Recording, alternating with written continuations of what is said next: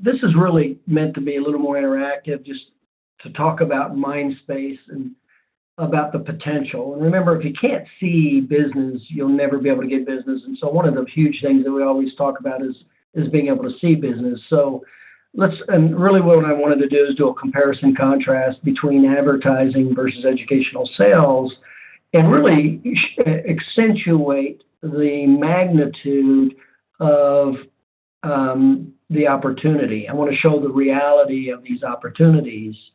So having said that, let's talk about this, and some of you guys have heard this to some degree, maybe not the degree we're going to talk about it right now, but to some degree. And so let's go into that right now, if you don't mind, which is opportunity, new patient opportunity. So where's the new patient opportunity? And I remember when I just got out of chiropractic school, there'd be some of these older doctors, they'd say, oh, there's new patients everywhere. There's one there, and they just point at people. There's one there, and and I didn't quite get it. I didn't understand what they were doing or what they were talking about. I'm like, yeah, but how do you get them? And that's what everybody wants to know, is how to get business. That's when you become the CEO, is when you know how to get and keep business. So that's what I want to just go into, the statistical comparison of the difference between advertising and educational sales right now for just a few minutes before we go into this next category. And this is really opportunity. And if you can see this opportunity, it really shows you how unlimited, and in other words, how you can get more business than you physically can handle. And if you never understand this, if you never see it, then you'll never get more business than you physically can handle. That's really the bottom line about this. Let's look at the advertising formula for a second here. So we know that only 8% of the population is utilizing chiropractic care. So we go 8%. And remember, what we're doing here is looking at opportunity. And of course, we fill in the specifics of this opportunity, but this is to create clarity and contrast between the market and where there's real opportunity, and how there's real opportunity, and where there's huge opportunity. And so when we look at 8% of the market, so remember that's 8% of the people that are looking for chiropractic care. So you go, okay, if an average doctor, let's say that, and remember, an average doctor with decent efficiencies can usually see between about 25 new patients a month, really between 20 and 30. If the worse you are at effectively processing patients, then the more new patients you're going to need. In other words, the lower your retention. The better your retention, the more effective you are, then the less new patients you're going to need to maximize your time before you physically can't see any more business. So if we say 25, and so the number is really between 20 and 30, those are the two efficiency markers. And so if we say 25 new patients a month, 25 new patients a month is 300 new patients a year. So that's how many new patients you would need if your patient retention was 20 or greater, to essentially max out to where you would not be able to physically see any more people yourself. And that's where you would be seen anywhere between 150 a week to 250 a week.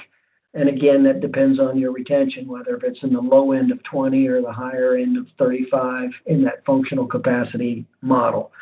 So if we're looking at 300 new patients a year, and there's an 8% utilization, well, how many patients, potential patients, would you have to be in front of? And let's say from an advertising standpoint, how many patients would you have to be in front of from advertising? And this is if it was just a direct one-to-one relationship. In other words, somebody was actually looking and they chose you. So at 8% utilization, how many people would you have to be in front of? So, and if any of you guys have these numbers, go ahead and say the numbers out loud. Okay. So if you're at 5,000, that's 400. You'd have to be at 5,000 be at 400. So if you're at 4,000, that's 320. So 4,000 is 320. So it might be, well, let's just keep the numbers rounded off. So your advertising would have to be in front of 4,000 people for you to get for 8%. And again, that's if you're going to get all 8% within your geographic radius of draw. And remember, you are limited by your geographic radius of draw. So having said that, that's like best case scenario. So your marketing message and to get 100% of that, and chances are you're not going to get 100% of all 8% of the people that are looking for chiropractors in your geographic area. There's going to be some that are going to go to other chiropractors. So let's go to the next level. So let's say it's at 100% right now. And so you're at 4,000 people you got to be in front of. Your marketing message has to be in front of 4,000 people. In other words, you got to pay. Now, we're talking about advertising. In other words, being in front of I'm not talking about referrals, none of that. I'm talking about advertising. So where you're using advertising to get more of the patients who are actually looking for you. And what we're doing is just doing a comparison contrast between advertising and educational sales just to show you opportunity and where this opportunity lies. And so your advertising message would have to be in front of 4,000 people. That's if 100% of those people came to you and they came to you on the first contact. Okay? So let's say that your competition, I don't know what your competition is. You take your radius of draw, divide it by the number of chiropractors into your population, and that gives you your ratio of competition.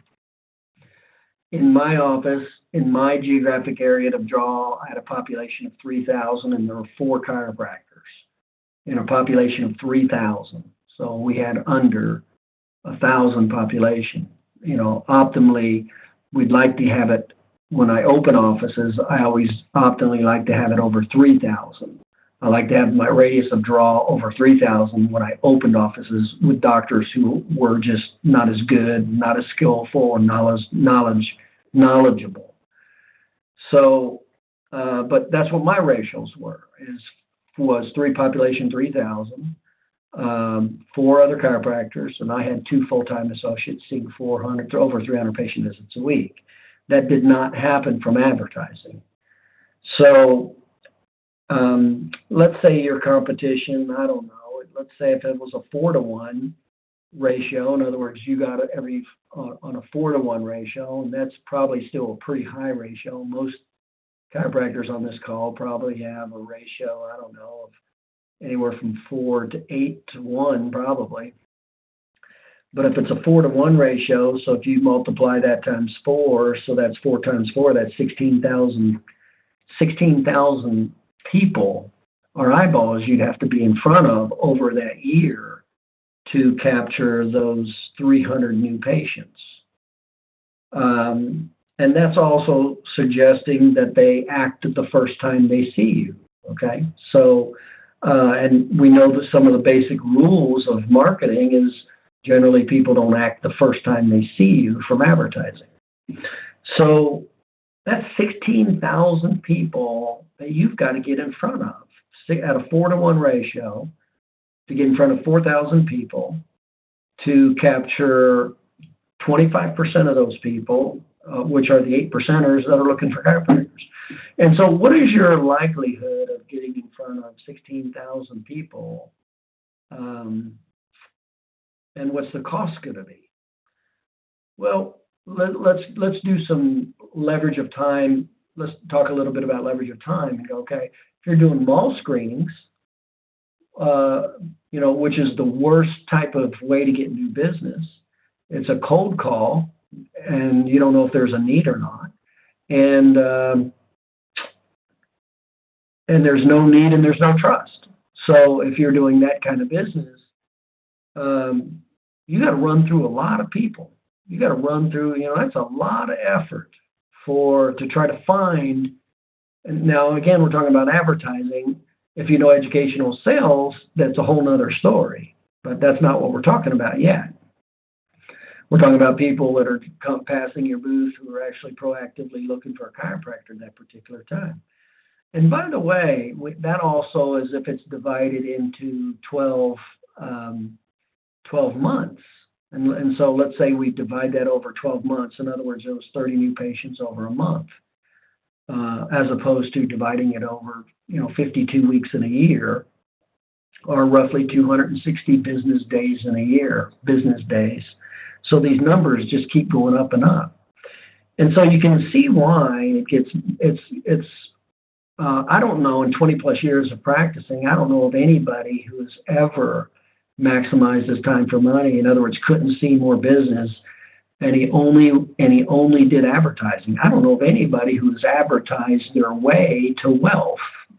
I don't know of anybody in the chiropractic profession. And remember, that's one of the reasons why there's no franchises in chiropractic. There's no pure franchises like McDonald's or Burger King, is because the percentage of people that are utilizing it is just too small. And so if you don't have anybody in that franchise who doesn't know educational sales, you're only limited to a very, very small number, 8% in a small geographic radius. And then that's divided by everybody else you're competing with. And that's why franchises don't exist in small percentages of industries. So there has to be a large percentage of people utilizing a product or service before you can do a franchise and only expect advertising to bring people in. In other words, nobody in that business has to know sales. Nobody in McDonald's knows sales. I guarantee you that. It's all advertising and branding. So that's one example of how many people. So 16,000 people, that's a lot of people in different ways. So let's do a contrast of educational sales. Okay, what's the opportunity with educational sales? And this is where it comes in when I talked about, when I first got out of school, and I remember this older guy would say, oh, there's new patients everywhere. There's one. Well, this is what he was talking about, but he didn't know how to explain it. I do. So if you look at that population and you go, okay, if you look at a population base and you go, okay, subtract out the 8%, that leaves the 92%. And then we know out of that, and we're going to use the same number. We're going to use that 16,000 number. And then out of that 92%, we know 25% of them don't have what's called a gateway. They don't have a need for what you do. I mean, if you don't have a BMW and there's a BMW service dealer right around your corner, it doesn't matter. You're not going to go visit him and pay him time or money. So 25% don't have back or neck pain. So that leaves roughly 68% of the population who does. So if you take 68% of that number, so you go 16,000, what was that number, 16,000? That was the number we had to get in front of for advertising. So if you take 16,000 and then you multiply that, 16,000.68%,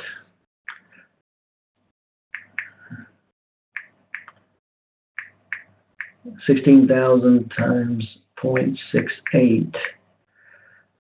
That's 10,000 people, almost 11. 10,800 people. Let's just round it to 11. That's 11,000 potential patients. 11,000 where zero existed before. Zero. Now, remember, those people are not looking for a chiropractor. Now, the next category, which is real important, and I'm going to actually break this down into a real specific video, is, okay, out of those 11,000 people that are potential patients, you have to be familiar with the scale. Remember, they have a need to some degree of your problem, whether it's back pain, neck pain, headaches. And remember, they're doing something to some degree, typically, and I will put this on a video because, how you see this, and remember, every patient, every human being that I see, this is how I saw them. So when a new patient came in my office, this is how I saw the new patient. This is how I looked at their spouse. This is how I looked at their kids. This is how I looked at their circle of influence, their best friend, coworker, and their family members. This is exactly how I viewed every one of those patients, and that allowed me to understand and made it much easier for me to get those patients when none of them were looking, or very, very small percentage of them, 8% were actually looking for chiropractors within a year. Well, I couldn't wait around. You can't wait around for 8%, you'll go broke. So 11,000 potential people. Now remember, we removed the 8%. Did we remove the 8%? No, we didn't. So let's remove the 8% from the 16,000. So we got 16,000. Let's remove the 8%. And that's 1,200 roughly. So just break it down to 15. So we're not talking about a whole lot of difference here. So 15,000 times 0.25. So take out another, say, 37,400 or 4,000. So we started with 16. So we take out the 8%, which was 1,200 roughly, and then take out the 25%, which is 37. So we'll just round that off to 4.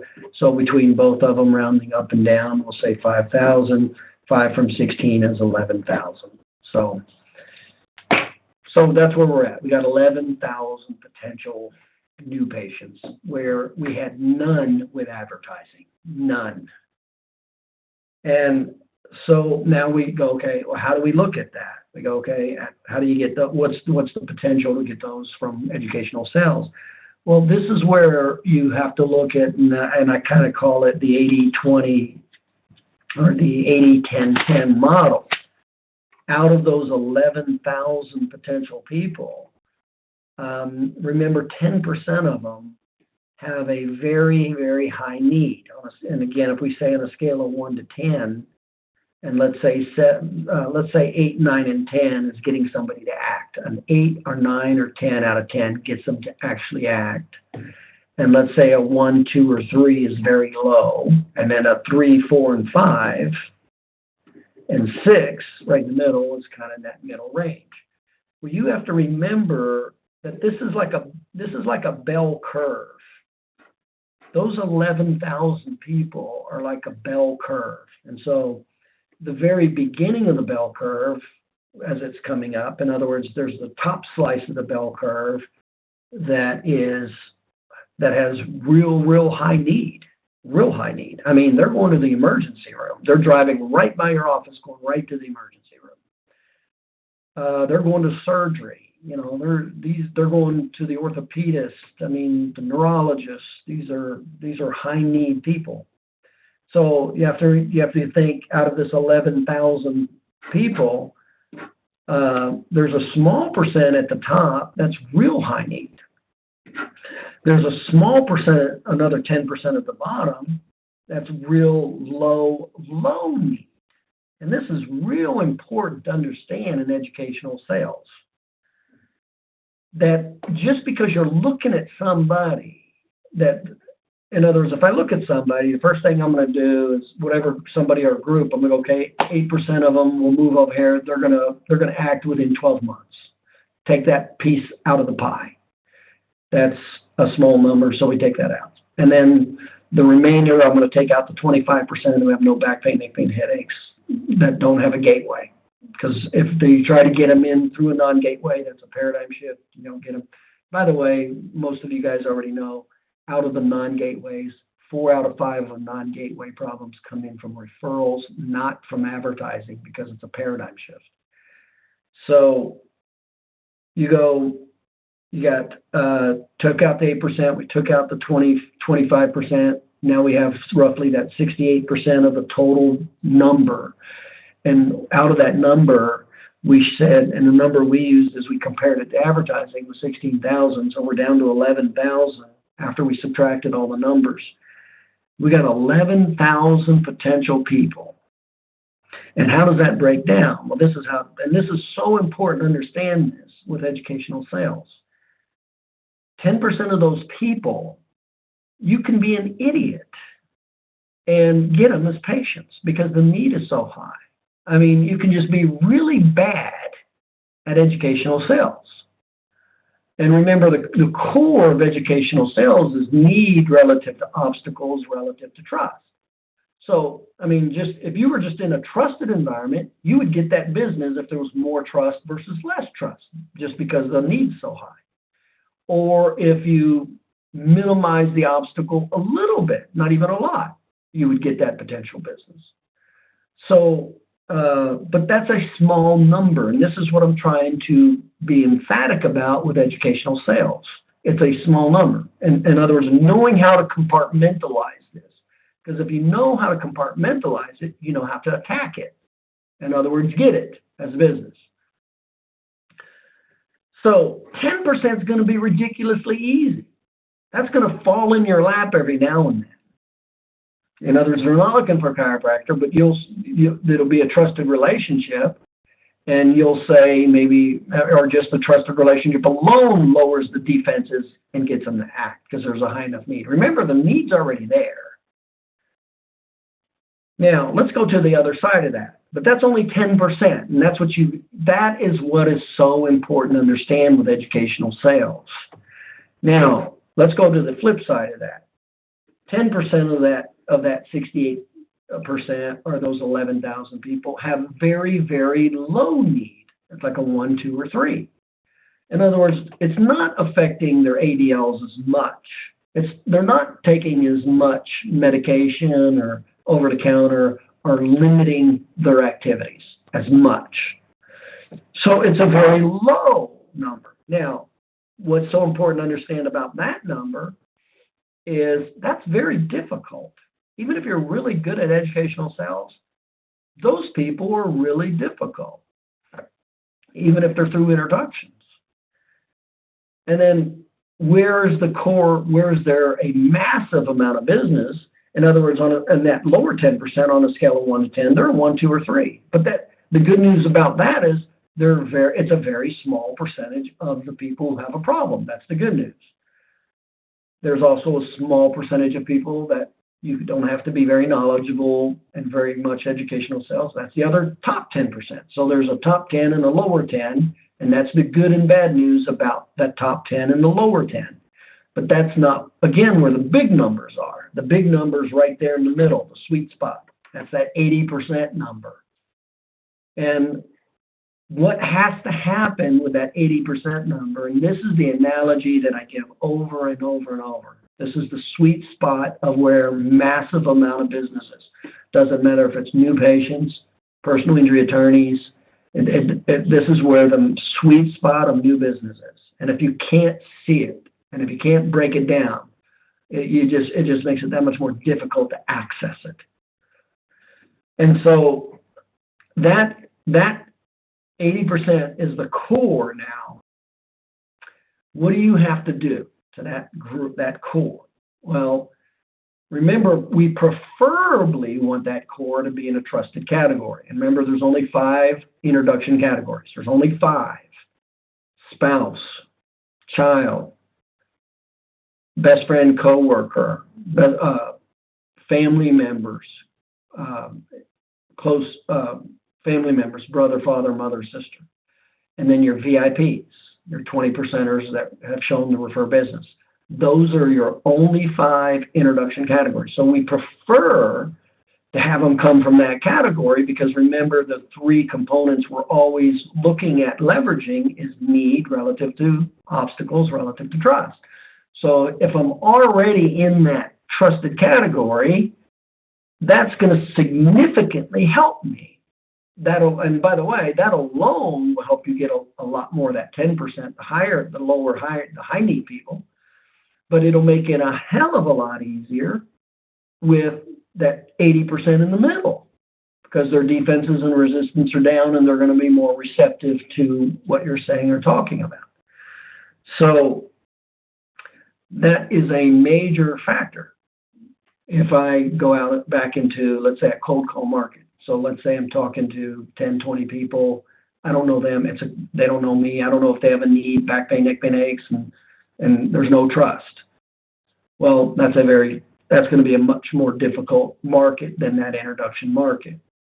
So here's my point with this 80% is that 80% is where the gold's at. This is where all the gold's at. And knowing this, understanding it, and having the skill to do it is tremendous business. And this is how I was able to open office after office after office, new patients after new patients after new patients. Is that 80% is there? You have to look at this ratio of need relative to obstacles. Remember, at the core of the purchase is the need relative to obstacles by trust. So all I'm going to try to do is take their perceived need. Now remember, their perceived need is either a 4, 5, 6, or 7 on a scale of 1 to 10. It's a 4, 5, 6, or 7. Remember, if it's a 1, 2, or 3, the lowest 10%, those are very difficult to move up and increase their need. If they're at the high, 8, 9, or 10, it's very easy to get those people. But that both of the high and the low are small numbers. The one in the middle is the massive amount of people and numbers. So all I need to do is get that group in the middle, get their perceived need. If it's a 4, I just need to get it to a 5 or 6. If it's a 5, I just want to get it to a 6 or 7. If it's a 7, I just want to get it to an 8 or 9 in their awareness. That's all I want to do. And you won't be able to take it from a 7 to a 10 or from a 4 to a 10. You will not be able to do that. And it's only if you only be able to affect the awareness in educational sales a couple notches. Now obviously the better you are, the more notches. If you're not good at educational sales at all, you won't be able to touch their perceived need. You won't be able to affect it at all if you have no skill or knowledge. If you're really good, you can increase it 3 or 4 or even 5. You can totally max it out if you're really good. Most doctors aren't. And so what I say is just try to take it 2 notches. And so think of the thermometer scale. And so, this is how you look at every patient, whether it's a spouse, whether it's the child, whether it's the circle of influence, whether it's brother, father, mother, sister, whether it's everybody. This is how I look at them. And this is how they're broken down psychologically. And it tells me exactly how I need to be communicating with this person to get him as a patient. And so I'm going to see real quick through my dialogue, is it a high need person? Is it a 8, 9, or 10? Or is it a 1, 2, or 3? I'm going to see that real quick. And not in this video, but later we explain how to do this. And then remember, in that middle 80%, we want to increase their need. And remember, you always have to talk about need before you talk about time or money. If they bring time or money up, you cannot talk about it. You have to put it on hold. You can never, and this is a rule, you can never, ever talk about money or time before there's need. Never. That is a written in stone rule. So you have to learn that even when you start talking with somebody and they come back and say, well, what does it cost? Or does it accept my insurance? You have to learn not to jump there. And that's a skill set. That's active listening and a skill set.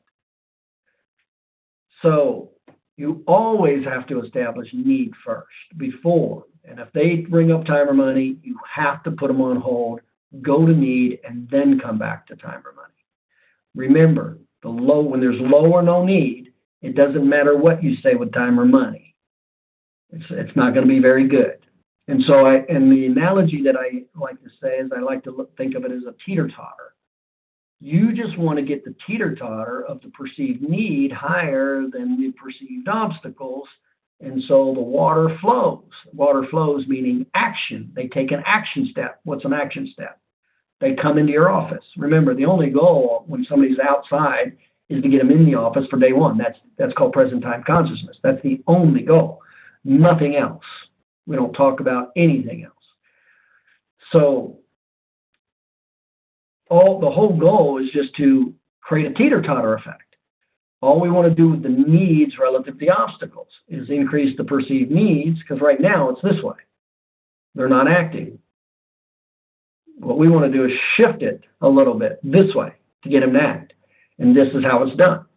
So we establish need, we shift, so we take that big chunk, if it's that 80th percentile, and let's say there are 4, 5, 6, or 7, we want to just notch it up 2 notches, say a 4 to a 6, a 5 to a 7, 7 to a 9, whatever. You get the idea. You won't get it to a 10, generally speaking. The other side of the equation, so after we've done this, and I quantify this, I tell you exactly what to say, how to say it, quantify it, and I tell you never to move past this until they say this. So now you know, because if they don't say this, you can't go to that. That's educational sales. So we quantify it literally, phrase by phrase by phrase. So you now know what to say and do here, here, and here to get their need here. Now, once their need is here and they've answered this question appropriately, then we come over and we minimize the obstacles of money first, time second, because those are the 2 obstacles. So that's the ratio. So that's when we go into decreasing. So all we're wanting to do is do this to that 80%. That's it. That is it, to get them to take the first step. Remember, we're not trying to get them to take 2 steps, not 3 steps, not 4, not 5. We're not going to talk about treatment programs. I saw that on one of the clients here on the call here. I saw his sign. It said treatment plans. I said, get that off your sign as fast as possible. Remember, you're talking about people in the outside world, not internal referrals who already may have a need. Talking about outside people to come in. Already, when it said treatment plans on his sign, he increased the perceived obstacle of money. People don't say there's treatment plans, or it was membership plans. That's what it was. It wasn't treatment plans. It was membership plans. I think it was membership plans. But it doesn't matter if there's treatment plans or membership plans. That phrase says it costs money. It costs more money. And so when you're using that phrase, treatment plans and membership plans, you're increasing their obstacles, decreasing the likelihood of them coming in. That's what you're doing. It's a counter effect. So after we've taken the educational sales and we moved it up a couple notches, then we come over and we address money first. Not time, money. We address money first. Then after money is agreed upon, then we go and get agreements on time. And that's how you get a tremendous amount of business. And so when you go out on the street, just look out on the street tomorrow when you go to lunch and look at all those people. They fit somewhere in these brackets that I'm telling you about. All those people that you see in McDonald's or wherever you go. There's 8% of them within a year that's going to be calling a chiropractor. You can't wait around for that to happen, though. Then out of the rest of that, take out that 8%, and then you got the 92%. And then out of that 92%, take 25% out. They don't have a perceived need for your services, back pain, neck pain, headaches. That leaves 68% of the whole group, or 69% of the whole group. So that's roughly 7 out of 10 people, 6 to 7 out of 10 people that represents that big bulk of new patients that I'm talking about. That's where there's huge. This is what I keep talking about. There's 2 different lakes in chiropractic. There's a real small lake, the 8%, where 95% of the chiropractors are fishing out of. So you got a small amount of fish, and you got a shitload of chiropractors trying to get the fish out of there. Competing against each other, and it's a very limited geographic area. That's a death knoll. You don't want to be any part of that. And then there's this other huge lake, that's completely stocked. That's called the 92%, or when we take out the 25%, now you're in the total number, you're at about 70%. You got a tremendous amount of business there, and very few chiropractors sitting around that lake fishing. Very, very few. And there's tremendous opportunity. And so that's the difference. So when you go to McDonald's tomorrow for lunch, and that's how I kind of look at business, is I'll go, okay, 8% of these people within a year they'll be looking for a chiropractor. Take out 25%. That leaves me this bulk number. All I have to do with that bulk number now, that 80%, it fits into the bell curve I was telling you about. All I have to do is be aware there's a small number in that 80% that I don't have to say a whole lot relative to need or obstacles to get them in. There's that's the top 10%. There's a low 10% that's going to be very, very difficult to get them because the need is so small. And then there's this massive amount right in the middle that's a 4, 5, 6, or 7 on a scale of 10. But their obstacles are greater than the 4 or 5. So all you're trying to do is get them up 2 notches and then take their obstacles down 2 notches. That's all you're trying to do. So if this was the need side and this was the obstacle, all I'm trying to do to that target market is go from a 4 to a 6 and maybe the obstacles from a 7 to a 5. And I got them. That's how I get that business. Or if they're a 5, I try to go from the need from a 5 to a 7 and the obstacles from a 7 to a 5. Or from a 6, you get the idea. All I'm doing is just 2 notches. That's it. But it's a relationship. It's 2 factors. It's need plus obstacles of time and money. And if you were to do a comparison of which is most important, it's easily 80 to 90% money over time. Easily. But you always want to handle both. But out of the 2, it's not 50-50. I'm not going to put the same amount of emphasis on money as I am with time. I'm not going to do that. I'm going to pay a lot of attention, 90% of it, on money, and then another 10 to 20% on time. Now, obviously, if that dynamic of communication happened in a higher trust category, everything I just said is easier. Everything. If you're talking about a spouse, the children, significant other, brother, father, sister, or the VIPs, all of them are significantly easier. If you take that same, if you go out to a cold call environment, remember the different categories of marketing. Cold call is the worst potential. Leads are the second. And remember, well, the best is always the introductions. The 5 introduction systems are always the best to either do advertising or educational sales. And then there's the active referrals. So you get 75%. You'll get as much as 75% using educational sales in the introduction category. In active referrals, you can get as much as 55%. And remember, passive referrals is only about 3 to 7% passive referrals. That's why you can't wait around for passive referrals either. Leads are about 15%. Cold calls are 1%. So that's why you always want to start it. So I just wanted to create some clarity with this vision. And so when that chiropractor said to me, there's patients everywhere, he didn't understand how it worked. He didn't understand the relationship of need relative to obstacles, time or money, relative to trust. He didn't know any of that. But he knew enough just through 30, and this chiropractor had been in business 50 years. He just knew through 50 years of experience more things of what to say and more things of what not to say. And so you can't wait around for 50 years to learn that.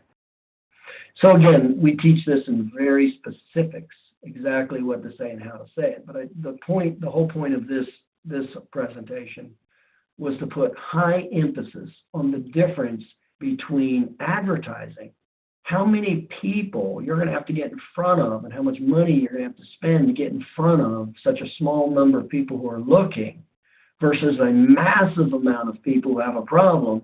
And if you just know how to say the right thing, in other words, establish need a little bit, minimize the obstacles a little bit, preferably do it in a higher trusted relationship, you get a lot of business. There's a ton of business there. But remember, they're not looking for a chiropractor, but they have the need. And so I just wanted to take a few minutes to show this disparity.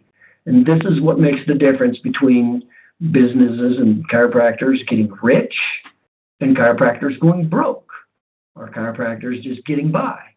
That's what makes all this difference. In 77 offices, I've only had one office, only one, that I knew market forces were going to give me more business than I could physically handle in that office. And only one. And remember, on the S-curve, there's only 2 times that you cannot know anything about educational sales and be busy, physically busier than you can be. And number one is if you're the only provider for that product or service in that geographic radius of draw. And that happened with one office. I opened an office in a county of 7,000, a real rural agricultural county of 7,000 people, and there was no chiropractors in the county. Well, I knew 8% of those people were going to the next county for their care. So I knew location was the number one reason people will pick a chiropractor. So I knew as soon as I put an office in that county, I knew I was going to get 8%, and it wouldn't be 8%. 3% would stay loyal to whoever they were. But I knew I was going to get 95% of those people just because I was now closer and more in their backyard, because location was the primary factor. That was only one office, and that office was in a town of 300. I mean, how many of you would open an office in a town of 300? Well, I knew it would do well just because of the geographics and the psychographics and the stats and the ratios. And within 12 weeks, he was seeing 150 visits a week, 150 visits a week. Immediately, it just started bringing in business. And so, and they knew this when they were getting ready to open the chiropractic school in Florida. They knew X amount of people in Florida left Florida to go up north to go to chiropractic schools before there were any chiropractic schools. They knew if they just put one down here, that X amount of those people would immediately stay. That would be automatic business without any sales whatsoever. And that's exactly what happened. Now, unfortunately, when that does happen, then everybody else jumps into the market. When they see that you're doing a ton of business, then you get the next guy and the next guy, and that scenario doesn't last very long. And the other scenario is when the market goes up. In other words, it goes past what's called Morgan's Law. You go past the 10% in any product or service, and that hasn't happened in chiropractic, and it's not going to happen in chiropractic. And so right in the beginning of that S-curve, as it goes past 10%, there's a lot of people wanting that exponentially product or service with not as many providers, and that's when those people get rich also, and then immediately everybody else jumps into the market. Those are the only two spots when you can be absolutely ignorant of educational sales and be physically more busy than you can handle. Those are the only two, and I don't know of any that exist in chiropractic. So I just wanted to take a few minutes to create some clarity on this. Yes, there's business everywhere. And what's the comparison and contrast of advertising versus educational sales? Well, you got to spend a lot of time and money for a little bit of new patients here, and over here there's a ton of business that is constantly in front of you every day through your existing patients, their family members, friends, your circle of influence. And that's where there needs to be a tremendous amount of focus, is right in that inner circle of influence. And that's why. And that's how it's broken down. And so I just wanted to take a few minutes to do the comparison and contrast of the potential business with specificity.